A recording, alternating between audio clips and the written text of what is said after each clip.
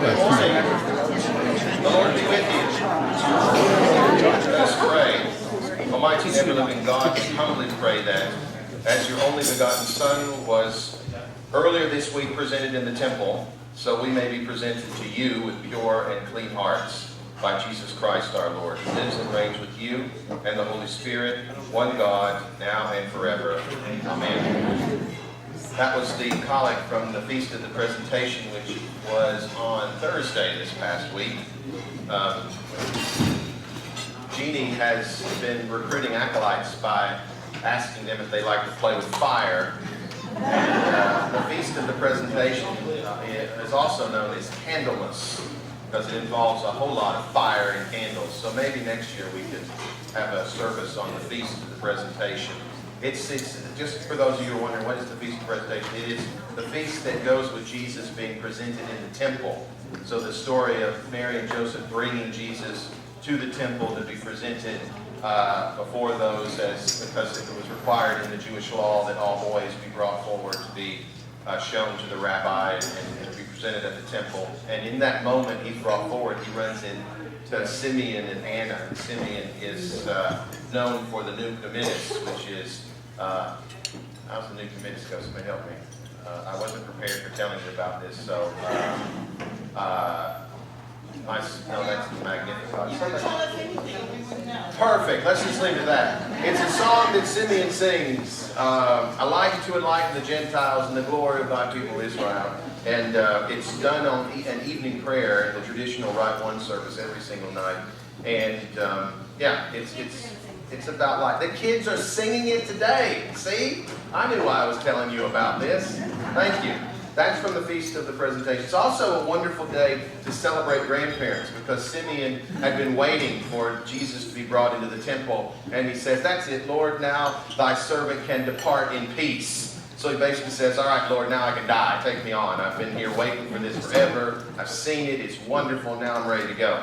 And it's a celebration of that important piece of Jesus' life, which involved figures that were not just his mom and dad as well. All right, let's start talking about something I can really prepare myself prepared to talk to.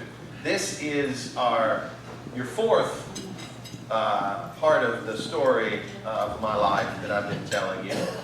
Our journeys with Jesus. I keep saying it's our journeys with Jesus because, as I've said in the beginning, talking about myself just seems weird. But I want to take this as to be our final gathering to talk about this. And next week I hope we'll get together for some questions, because we ultimately won't have time for all those today. But I've been giving you these mile markers in my journey of faith and in my journey to be with you, honestly, because here we are, all part of this story, right? We figure it out as we go, and we find out what God's intentions are as we walk along the path. And this has been a story about the path I've been walking on. And as I said at the 8 o'clock service, the glory of what we're going to talk about today is that this enters into the part of my life where the smartphone came into being.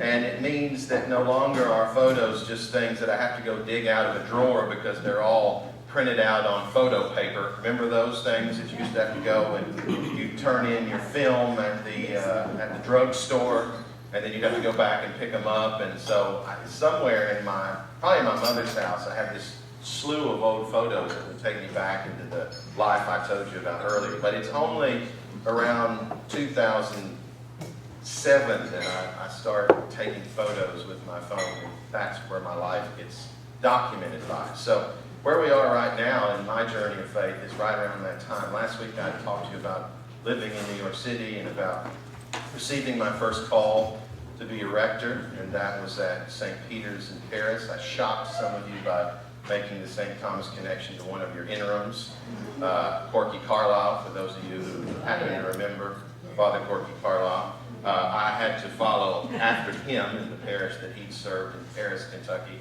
and I was there for about 3 years. Not long after that, I had been going through a clergy leadership program that Trinity Wall Street puts together. I met an old friend of mine named Luke Jernigan, who was the associate priest at Christ Church Ponte Vedra, which is down near Jacksonville in the Diocese of Florida. I also, in my small group, had a guy named George Young, who was the rector of St. Peter's Episcopal Church in Fernandina Beach. All of these are places right near Jacksonville. They had somehow gone back and told this priest, who had become a mentor and good friend of mine named John Coffey, that I was the guy he needed to recruit to come to Florida and be his associate priest. So again, I was a rector. So normally the idea of becoming a rector, you don't become an associate priest. You can. Lots of things get thrown at you. You never know are going to get thrown at you. I was in a very small parish in central Kentucky. We had, generally about 70 people a Sunday, and it was a wonderful parish, and they had called me to be their rector, probably with the idea that they'd get a young guy and he'd stay forever. The way it normally works is right out of seminary, 3 years is about as long as you stay before you move on if you're a curate or you're an associate. And in my brain, I was just functioning as a guy right out of seminary. And I started getting emails from this priest in Florida saying, hey, I've got a position open, and I know Father George Young and Father Luke Jernigan, and they talk highly of you, and I think you ought to come down and check it out. And I said, no, I don't think so. Florida? I'm not going to Florida. Who would ever think I'd ever go to Florida? I mean, who goes to Florida except to go to vacation for a little while, and then you get out of Florida because you've been there and you're overcrowded with people there. So I said no. And then he wrote me back and he said, I appreciate you saying no, but I'd really like you to really think about it, because I think you would fit perfectly. And this was at a parish in Jacksonville, St. Mark's Episcopal Church, which at that time, probably still to this day, is one of the 3 or 4 largest parishes in the whole diocese of Florida. So he had a couple of associate priests, and he wanted me, and I said no again to him. Thank you, good sir, but I don't think that's where I want to go, and I don't think the time is right. And then a third time, he says, well, I get that, I understand it, but I really wish you'd just think about this, because I'm quite convinced that you need to come and at least visit this place. And so it just happened that I was going down to take my 2 older daughters to Disney World, and I said, all right, I'll stop off and look at this place, since this guy would not leave me alone. And of course, he knew how to trick me by having all the stuff ready to go when we got to Florida. And sure enough, I couldn't say no after that. And I said yes. And I had some conversations with Father Don Waring, who's a priest at Grace Episcopal Church up in New York City. Remember I told you that's where I did my student internship. And, I called him up and I said, well, he said, look, you can go from being a rector to being an associate. You just have to work with the right kind of rector, someone who will respect your experience that you've had and give you some freedom to do what God's called you to do. And Father John Coffey, who would be the rector of St. Mark's in Jacksonville, Florida, was that kind of guy. He was just a wonderful priest to learn from. As I've always said, you also learn things you don't want to do from your clergy. I would say that to Rainey, our young associate priest. She should learn good things from the 2 rectors she served under that she wants to do, and the things that she sure ain't ever going to do. Because she's figured that out. And I did the same thing with John. But I moved to Jacksonville, Florida, I think that was 2010, and began working as the youngest of the associate priests. So I was assigned to young families and youth, and began living in Florida. Now, the one thing I haven't talked to you all much about, and this is that moment to talk about it, because it's the most important thing about our walk following Jesus and our walk of faith, is that it's always filled with unexpected turns in the road, potholes you didn't expect, and God uses those to shape us. We just have to trust God, and sometimes it's not easy to do that. When something completely unexpected shocks you, it's very difficult to say, all right, God, I'm going to trust you. And it was in that experience of making this crazy decision to move to northeast Florida, to Jacksonville, that my marriage at the time, my previous marriage, began to come apart. And, my previous wife, who I'm very happy to say is a good friend of mine and is a friend of Audrey's as well, she had not married a priest when we got married, and she was a school teacher who knew what she wanted to do, and I was a guy who had no idea what I wanted to do, and sort of moved through my process of figuring that out. And the move to Florida was just not good in our relationship. And as the time went on, after 2 years there, 2.5 years there, it pretty much blew up and ended. And it was very difficult for me. It's still somewhat difficult for me to talk about, even though to me I'm a good example of how God works with these situations. But I was the kind of priest who just did not want to go through divorce. And I went through divorce at St. Mark's. I began the process of separation. I took a group of kids. We went on a youth trip to Louisiana, to New Orleans. And when I came back, and I knew this was happening, so it was not a shock to me. But when I came back, my previous wife had loaded up half the house in the truck and was on her way back to Kentucky. And so that threw a massive curveball in the direction of the priest who was trying to be a good priest and raise his family and do the right things. And it led to me having to send out a letter to an entire parish to inform them of this, which was the right thing to do. And then a long-term discussion with God about what I should do next. And that led to nearing my 3rd year of being in Jacksonville, making the decision to follow my daughters back to Kentucky. So this is the beginning of the wilderness. But the beauty of our faith is that most of the time in our faith, journeys through the wilderness lead to the promised land, right? I mean, it's not to say that this situation was something I thought of as leading me to the wilderness. In fact, I thought it might be the end of my full-time career as a priest. I went back to the Diocese of Lexington and got a job working at Berea College, which was not a full-time clergy position. And because in the Diocese of Lexington, which is a very small diocese, there just aren't that many churches available to work, and they were all filled. And the Diocese of Lexington said they were happy to have me back. It kind of felt like you could have left us in the first place. But I went back, and so I began to work there, continuing to follow my vocation, which is the only thing I'm called to. I began to work in what was called the Small Church Ministry Consortium there. And while I was working at the Small Church Ministry Consortium, I was going out every other Sunday and serving these tiny little parishes in rural Kentucky that literally had 2 to 3 people a Sunday. The diocese was trying its best to keep these churches alive. They sure couldn't afford even a part-time priest. So it was like supply work that the diocese would pay for. And I'll tell you, it was a very important, all of these things help you prepare for where you're going and where God's calling you to be. And man, remember I told you a couple of weeks ago that I had gotten a degree in Appalachian Studies, and God said, all right, here you go. You're in the heart of the coal fields of central Appalachia, and you're dealing with this minute group of Episcopalians there, and I was thankful to do it. I went and did an Easter service at St. Peter's and St. Mark's in Hazard, Kentucky. And I was doing a baptism there for a friend of mine from college. And while I was there, his cousin came up and said, hey, would you baptize my 2 children too? And I was like, yeah, let's do it. So we had like 3 baptisms. And I mean, it was the joy of there was so much God was working in that experience for me while I was there. And in the midst of that, something else happened to me. And this is because, again, I was worried about what I was going to do, where I was going to stay. I was trying to finish up the whole divorce process, which is not fun. I know those of you who can do with that.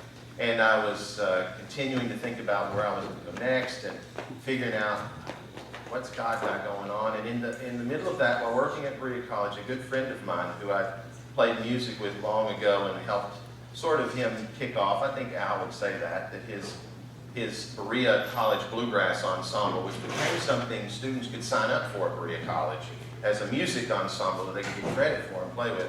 He called me up while I was working there, and he said, the kid that's been playing guitar and singing is had to take the semester off, and I need a musician. And I thought, man, this is God for sure, because this music has saved me from my hair falling out in numerous moments in my life. And I thought, this is great. I'm going to go play music, and I'll work on Sundays, and I'll try to figure this out as I go. And that's what happened. And so I have photos now to go along with this. I'm going to see if I can make this work. Just live here. told me to turn it on. Oh wait, I don't. Well, maybe this is it.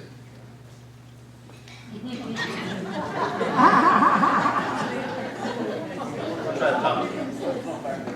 There you go.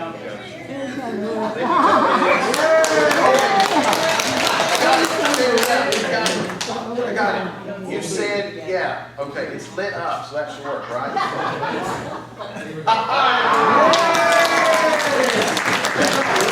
You're the man. So, this is not a picture to go with the story I'm telling now. It just got stuck in there. This is the picture I want to show. So this is your rector playing with the Berea College Bluegrass Band. So this was one of our big official photos. I look a lot younger and thinner right in those days. But this is my good friend Al White, the older guy, and he was the band leader, so he led us. These other three are students, and I was quite a bit older than most of those students, but I still looked young, so I pretended to be young at this brief moment in my life. And I started playing with them, and you know, as I was playing music with them, I was also beginning to try to sort my life out. And I thought, you know what, I can't do anything but be a priest. And Audrey's heard me say that. I don't know what I'd ever do if I wasn't a priest, because it's the only thing I'm good at. You know, everything else I'm mediocre at best, except maybe music, but you know, you don't make money at playing music. And I gave up being a rock star long ago, a priest. So I was trying to sort out what I was going to do. There was no openings in the Diocese of Lexington. I called my friend George Young, who was the reason I went to Florida in the first place, and when I got to Florida, he was called to be the Bishop of East Tennessee. Called him up, said, hey, East Tennessee's close, you got anything? Sorry, I ain't got nothing. Called a friend of mine in the Diocese of Kentucky, 2 dioceses in Kentucky, Lexington, and the western half of the state from Louisville on is covered by the Diocese of Kentucky. Nothing there. I thought, I'm going to call my friend in Decatur, Georgia. I thought Decatur was only in Georgia, now I know. I called him and he said, let me get in touch with Candid Ordinary. Instantly got a call from the Diocese of Atlanta. And I thought to myself, you know, if I'm going to go back to Atlanta, I might as well call Florida and just see. I left there less than a year ago, and I figure, let's see what they got going on. So I called Florida. And again, there's a story to this that I think is related to God's work. I called Florida, and instantly the canon to the ordinary there said, ooh, great to talk to you, got something, I'll call you back in a week. So I was like, okay, I'll wait for him to call me back. And then the word began to spread, and I got a call from another good friend of mine who was the chaplain at the Episcopal School of Jacksonville. Back in, I meant to look this up, back in 2012, I believe it was, maybe it was 2011, the Episcopal School of Jacksonville had a school shooting. It was terrible. And I was the priest at a parish that had 2 associates and 2 assistant priests and an associate priest. So I was in charge of youth and young families. So there was only one thing I was doing, and I spent about 2 weeks at the school meeting with students and trying to help them come through this terrible experience of this happening. Sure, now we live in a world where school shootings, unfortunately, happen regularly. This one did not involve any students, but it involved the head of schools being killed by someone that she had had to let go earlier. Terrible. The impact of that on the students was something a lot of them, and I've talked to them, are still dealing with. But because I'd had all that experience, she called me up instantly and said, my husband Luke, who was the friend I mentioned earlier, has got called to a church in St. Louis, and we're moving. I want you to come and work as the chaplain at the Episcopal School of Jacksonville, and I'll do anything I can to get you here.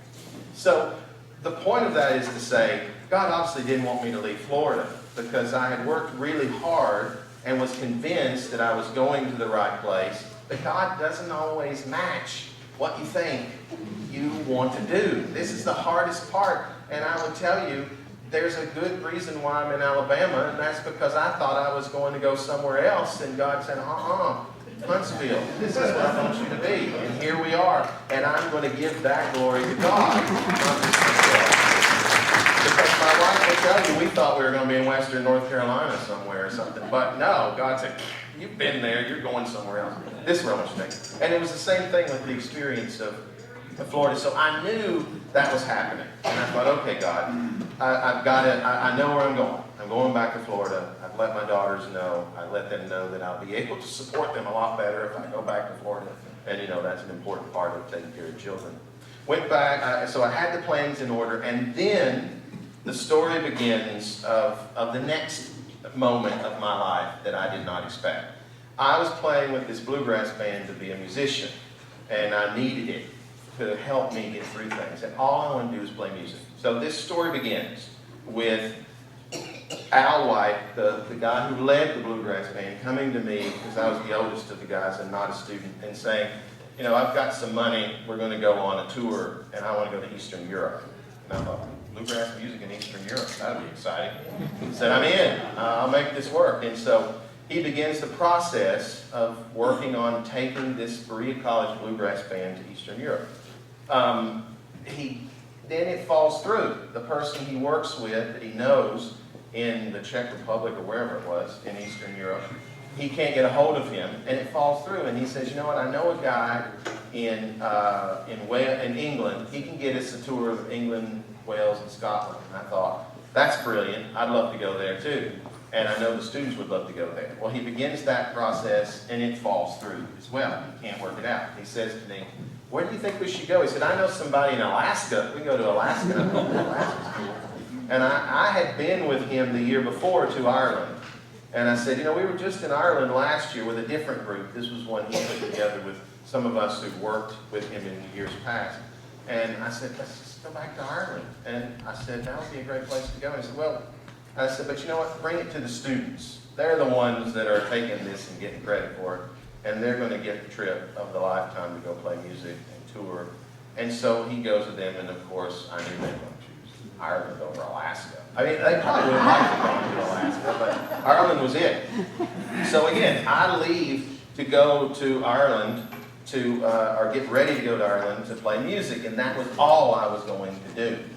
At the very last minute, and again, you can call this circumstance or coincidence, but I have a different view of it. So around the time we're getting ready to go, we were going to leave on like a Saturday or a Sunday, get there on a Monday, and be playing for 2 weeks and come back.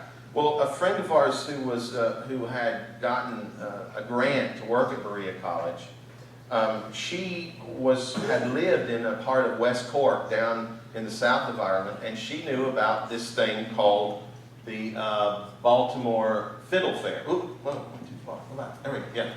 And she knew that it was going on, and she got us a gig for that weekend, playing that whole weekend at the Baltimore Fiddle Fair. Well, the Baltimore Fiddle Fair is way down in the south of Ireland, and it actually brings in musicians from all around the world to play, and it's mostly focused on fiddle, violin tunes, traditional music from Ireland and from Shetland Islands and from America, of course. So she gets us on the gig. So we land in Ireland a weekend early, which was unexpected. We go down, we get off the plane, we're exhausted. We have our first gig within like 5 hours of landing. So here we are trying to really be rock stars and play music right off the bat. And then we find out that night we have another gig to play. And we're all just absolutely like, we're exhausted, can't play again. So this guy shows up and puts us on a boat and takes us to this island I'd never heard of before called Shirkin Island. And he owns the pub on Shirkin, and he's taking us over there to play that night. Well, one of the musicians didn't even sing that night. She passed out and went to bed. So the rest of us pulled off the gig. And while we were I wanted to show you where this was. This is the country of Ireland, if you can see it well. Where we flew into Shannon, which is the airport over in County Clare, and came all the way down here. You can't see the words, but the very bottom section here of Ireland is where Baltimore is and where Shirkin Island is. And here's another, see that little red dot? That's Shirkin Island. There's only one other more southern point than that, and that's Cape Clear, which is the next island down. And here's one more example of it. And this is the island itself, Shirkin Island. So we went to Shirkin Island to play that night. And again, I just went to play music. But while I was there playing music, the first night I got to Ireland, there's me. That's the very first night I was in Ireland playing music. This was after we played our official gig, and we were just jamming at this point. But while I was jamming, there was this woman up there. See her light-colored face?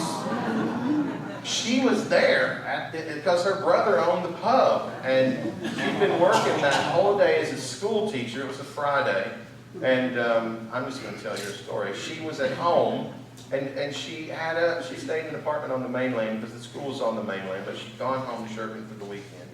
And you can correct me if I don't tell it right, but did you see on the ferry this poster up about bluegrass music in the pub? And she went home, and did you fall asleep on the couch that night? Yeah, she laid on the couch, and your normal Friday. She's a lover of naps. That's never changed.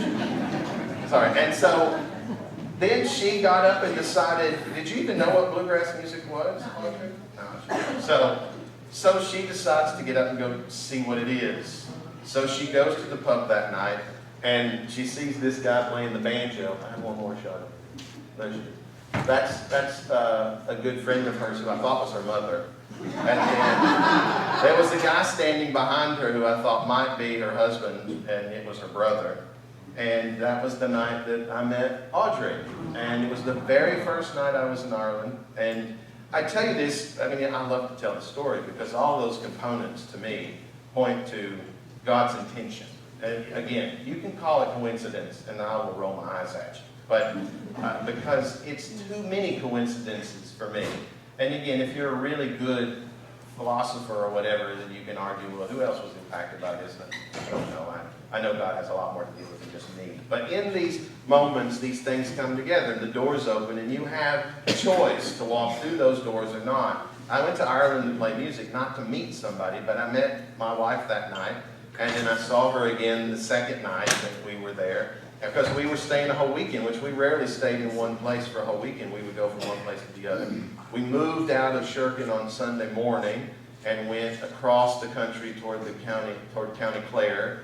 And I might have asked one of the pub owners if I could use his phone to call this woman that I met in Shirkin. And I convinced Audrey to come to Milltown Mall Bay, which is on the west coast of Ireland in County Clare. I said, why don't you come over? We're playing again. So she came over. And she was there for our second weekend, and we played in Kinvara, which is in County Galway, up from there. And then I said, we're going to be back in County Cork on the north side the next weekend. Why don't you come and visit us there? Yeah, she heard she was like a bluegrass groupie. And so this is a picture of us, the end of the tour. And obviously something was going on, and I decided at the end of the tour that I would stay in Ireland for an extra week. So the band flew off, wondering what in the world's happened to Donavan. And I came back a week later, and the rest is history. So, it's an amazing story. Audrey would come and meet me. I mean, again, we were older. You know, we were both 38 at the time. That was another shocking thing. I thought, there's no way we're the same age. Oh, it was just amazing. She looks so much younger. And the long story short is I convinced her to come to visit me in Florida. And so again, God works these things in interesting ways. This church, by the time I got back, I had been called to be priest in charge of the church you called me from, which was All Saints Episcopal Church in Jacksonville. And my very first day, they get their new priest in charge. And it just so happened that there's this woman from Ireland who shows up and is there. So Audrey was with me on my first day at this new parish. And again, when you have a life of faith, you have to go back. You don't figure it out when you're going through it. You can think about it as you're going through it, but you better be careful and not make every parking space you get a gift from God. I'm not sure parking spaces are what it's all about. And you have to adjust yourself when you see cardinals flying around and other images and signs, butterflies, all those things that we tend to think of. Now, I'm not saying that's not God. I think it is. But the point is you have to kind of gauge that with where you are. And so I was trying to be sensible about this, but I could not help but think that God was a part of this from the very beginning in our life. And it was a new direction for someone who'd been through the wilderness. And it was like, if you, as I always say, I said this to many folks who are going through the process, thinking they're called to be priests or clergy. I always say, if you take one step toward God, God will take 10 steps towards you. And I think in some ways there's that process of going through pain and suffering and the bumps in the road that you don't expect, and where you've got two choices. You can put your trust in God, or you can sit and struggle with it. And I'm not saying that struggling with it is the wrong thing to do, because you might eventually come back around to trusting in God. But in this situation, it was trusting in God thoroughly. And I would give credit to Audrey for trusting in God, because she came over to meet some guy in Florida who knew if I was a serial killer or not. Luckily I wasn't. In Ireland, you don't date priests. Just if you use that word priest, it means one denomination, and it ain't the Protestant side. So there was the shock of her discovering I was a priest, and then coming to get involved in that. And God works in those amazing ways. And I think from the very beginning, that's where we've been and how we've walked through. And to me, it was a good indicator that I must be doing something right. Not just for myself, but for God, because all of these things were falling into place. And I would say that the moral of this story is that they continue to fall into place. Audrey and I ended up getting married at the very end of that same year. Again, a crazy idea, right? Well, it's good now, 10 years on, to say, see, I knew we could do it. We weren't stupid. We were making the right call. This was our legal marriage. Again, another thing that priests don't always tell you about, but when you marry someone who is a foreign national, then you have to go through the process to get all this in shape. And luckily, Audrey's got two brothers who, one's a U.S. citizen, and one should be. He's been here forever, but he's still on his green card. But so she knew the process. So we got married first in order that we could get all that going. And then I went to Ireland later for the real wedding, the big one. So there's the legal wedding, and there's the most important wedding, which is the wedding for God. And Audrey and I were married on Shirkin Island. We'll get to the kissing part first. But we were married in a small, what year is it? 2014. No. The year the monastery. So 15th century monastery, remnants of the monastery there. And we were married within the old cloister of that monastery, which means a lot to me, as you'll find out in a minute, about monks and monasteries. But this is the Canons of the Ordinary. Remember I told you I called the Canon of the Ordinary in Florida and said, all right, they've offered me a job in Atlanta. What do you got for me in Florida? He said, I'll call you back in a week. That was Bob Griffith. And I invited the bishop to come to Ireland and marry us, but he didn't want to get on the plane and fly over there. So Bob came, the Canon of the Ordinary of the Diocese of Florida. So we had a wonderful wedding in Ireland. All the legal stuff was put in place because we had a lawyer already working with that. So we were able to really have this wedding in Audrey's home land. And I put this picture up not to show you a priest kissing his wife, though it is a nice picture of him. Those are my two older daughters, Abby and Erin, who you guys got to meet on my first Sunday. That's Audrey's father, who's still trucking. Oh, your dad turns 88 later this year, and he's looking just as suave as he does in this picture. And that's Audrey's sister next to him. And then over there, that old crusty guy is the guy who got me into the Berea Bluegrass Band that took me to Ireland in the first place. So there are a lot of moments to honor all of these maps along the road. And Bob Griffith took me back to Florida. So that's the story. I thought you would like to see a picture of Audrey's family. This is Audrey with me and her father. It's her sister Susan. Next to her is the guy I thought was her husband when I first saw her. That's her brother Robbie next to her. And then next to Robbie is her second oldest brother, Michael, who still lives on Shirkin. Robbie and Michael still live on Shirkin Island. So they're there with Audrey's sister and her dad. The two on the other side of her father is her brother Matty. He's her oldest brother. He lives in Philadelphia. And he married a woman who's Jewish. So therefore, Audrey marrying a Protestant guy was all right. As Audrey's father said, yeah, her brother had already married a Jewish woman, so what's a Protestant got to do with anything? At the end, that's her brother Peter, who lives in Boston. So the two of them live in the United States. And then her brother Mark. He's the guy who picked us up on the boat the very first day we were in Ireland and drove us to Shirkin. And at the time, he was the owner and operator of the Islanders Rest, which was the pub we played in. So, so I mean, we've got so many photos, and I just didn't want to spend the whole time sharing them with you. But this is St. Mona's Church. Faith is very important in Audrey's family, as you expect. They're good Irish Catholics. This is St. Mona's Catholic Church, and this is where Audrey was baptized and where she was confirmed. And this is a photo of Aoife being baptized in the same church. Now, don't panic. Baptism does not make you a denomination. It makes you a Christian. So I actually got back to Florida after this and had this lady come up to me and say, "You've got your daughter baptized Catholic church." I'm like, well, baptism isn't really a defining marker of what you're going to be when you come out of that. And Aoife was baptized in the same dress her mother and all of the family were baptized in as well. So I love that photo. I got to hold the baby while the priest poured the water over her head. So I don't know how that worked out, but I just took charge. Yes, she was not happy. She needed an exorcism. But you know, the Catholics wait to the end of the whole service before they do the baptism. I like how we put ours right after the sermon, then that gives the baby just enough time, and then if the baby needs to go out, it's okay. But no, we had to wait all the way to the end of a Mass to get to the baptism part. But it was really special until Aoife started screaming and crying. Oh yeah, just a couple of pictures of Shurkin, which is a holy place in a whole lot of ways.